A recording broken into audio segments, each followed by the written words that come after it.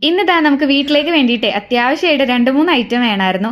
അപ്പോൾ പുറത്ത് പോകണ്ടാന്ന് പറഞ്ഞിട്ട് ചേച്ചി എനിക്ക് ഓർഡർ ചെയ്ത് തരിക കേട്ടോ ചെയ്തത്.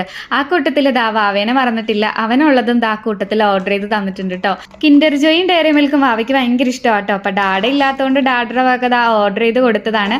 നമുക്ക് കൊണ്ടേ കൊടുത്തു നോക്കാം കേട്ടോ ആൾക്ക്. ഇത് വേണോ വേണോ ഇത്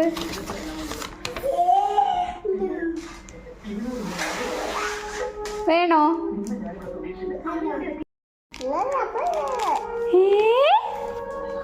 എന്തെന്നാണത്